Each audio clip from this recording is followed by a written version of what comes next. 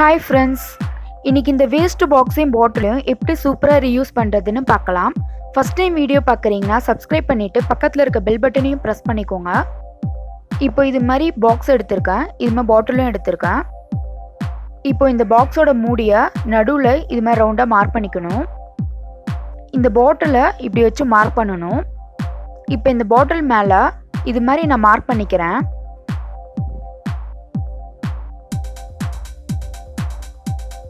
இது மாதிரி மார்க் பண்ணிவிட்டு இப்படி வச்சு எடுத்திங்கன்னா நம்ம மார்க் பண்ணியிருக்கிறது இப்படி ரவுண்டாக பிரிண்ட் ஆகிக்கும். இப்போ இது மேலே நல்லா டார்க்காக மார்க் பண்ணிக்கணும்.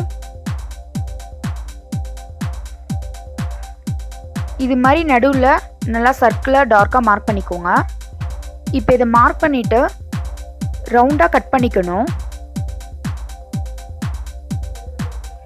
கரெக்டாக நடுவில் இது மாதிரி ரவுண்டாக கட் பண்ணிக்கோங்க.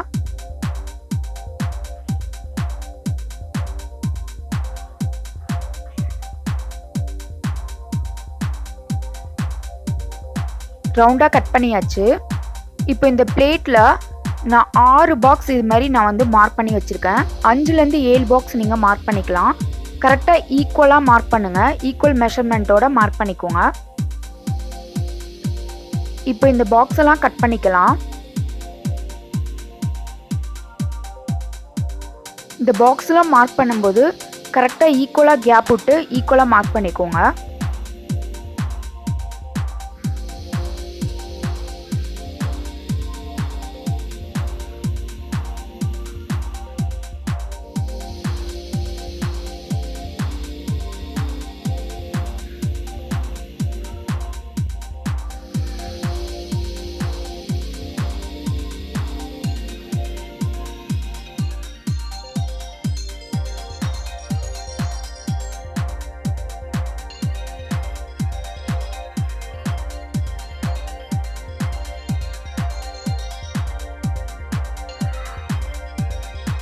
இது மாதிரி கட் பண்ணதுக்கப்புறம் நான் மறுபடியும் கத்தியை ஹீட் பண்ணி கட் பண்ணதுக்கு மேலே நான் வச்சுக்கிறேன். அப்போ தான் அந்த எட்ஜெல்லாம் ரஃப்பாக இருந்தாலும் ஸ்மூத்தாக ஆகும். அதனால தான் இது மாதிரி கட் பண்ணதுக்கப்புறம் இது மாதிரி ஹீட் பண்ணிவிட்டு கட் பண்ணதுக்கு மேலே வச்சுக்கணும். அந்த எட்ஜெல்லாம் ஸ்மூத்தாக ஆகிடும். இதே மாதிரி நான் எல்லா பாக்ஸையும் கட் பண்ணிக்கிறேன்.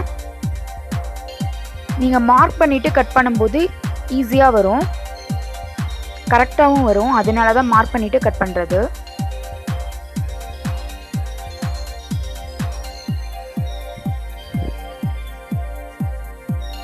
இதே மாதிரி இதையும் கட் பண்ணிவிட்டு நான் ஸ்மூத் பண்ணுறதுக்காக ஹீட் பண்ணிவிட்டு இது மாதிரி வச்சுக்கிறேன்.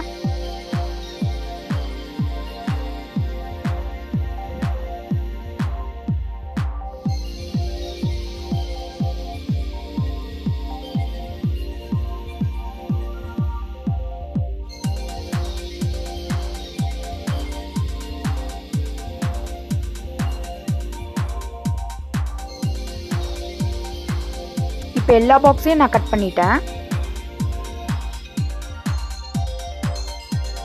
அவ்வளோதான், எல்லாத்தையும் கட் பண்ணியாச்சு. இப்படி தான் இருக்கும். இப்போ இந்த பாக்ஸ் எடுத்திருக்கேன், இந்த பாட்டிலையும் எடுத்திருக்கேன்.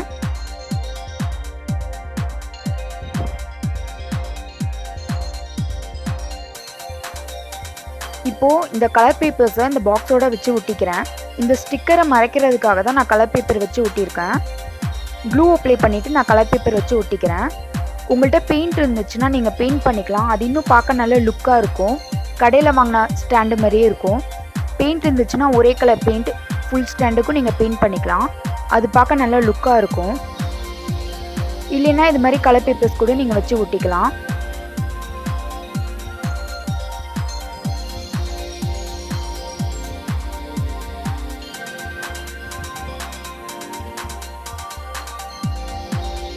இல்லைன்னா நீங்கள் இந்த பாக்ஸில் இருக்க ஸ்டிக்கர்ஸ் கூட ரிமூவ் பண்ணிவிட்டு அப்படியே யூஸ் பண்ணிக்கலாம்.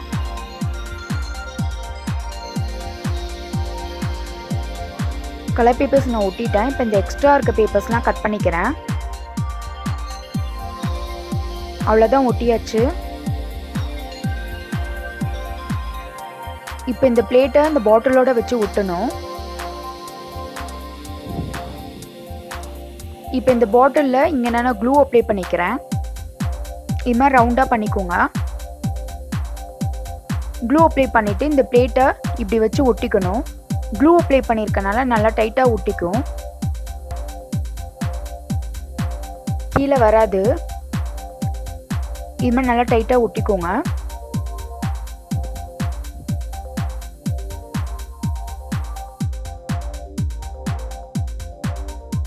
இப்போ இந்த பாக்ஸை பேக் சைடு திருப்பிட்டு இந்த பாட்டில் வச்சு ஒட்டிக்கிறேன். நான் இந்த பாட்டிலோட பேக் சைடில் க்ளூ அப்ளை பண்ணிக்கிறேன். இப்போ இந்த பாக்ஸ்லேயும் க்ளூ அப்ளை பண்ணிக்கிறேன். இப்போ இது ரெண்டுத்தையும் ஒன்றா ஒட்டிக்கிறேன். இது மாதிரி நல்லா டைட்டாக ஒட்டிக்கோங்க. நல்லா சென்டராக கரெக்டாக நடுவில் வச்சு ஒட்டிக்கோங்க. இதை சுற்றி நான் க்ளூ அப்ளை பண்ணுறேன் கொஞ்சம் ஸ்ட்ராங்காக இருக்கிறதுக்காக.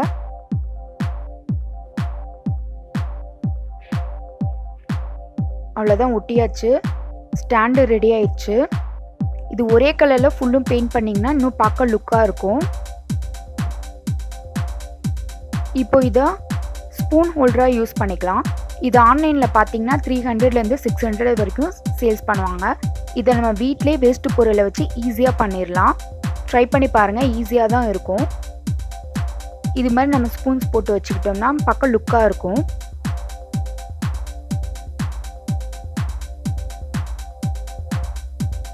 இப்போ இந்த பாட்டிலுக்குள்ளே நான் இந்த மாதிரி ஃபெதர்ஸ் போட்டிருக்கேன். நீங்கள் பிளாஸ்டிக் ஃப்ளவர்ஸ் இருந்துச்சுன்னா போட்டுட்டு டைனிங் டேபிள் நடுவில் வைக்கும்போது பார்க்க ரொம்ப லுக்காக இருக்கும். இது மாதிரி ஃபெதர்ஸும் யூஸ் பண்ணிக்கலாம், இல்லைன்னா ஃப்ளவர்ஸ் கூட வச்சு டைனிங் டேபிள் நடுவில் வச்சுக்கலாம். பார்க்க நல்லா லுக்காக டிஃப்ரெண்ட்டாக இருக்கும். ஸ்பூன் ஹோல்டர் ஈஸியாக ரெடி பண்ணியாச்சு. இந்த வீடியோ உங்களுக்கு பிடிச்சிருந்துச்சுன்னா மறக்காமல் சப்ஸ்கிரைப் பண்ணிக்கோங்க. பக்கத்தில் இருக்க பெல் பட்டனையும் ப்ரெஸ் பண்ணிக்கோங்க. அப்போ தான் நான் நெக்ஸ்ட்டு போடுற வீடியோ உங்களுக்கு நோட்டிஃபிகேஷனாக வரும்.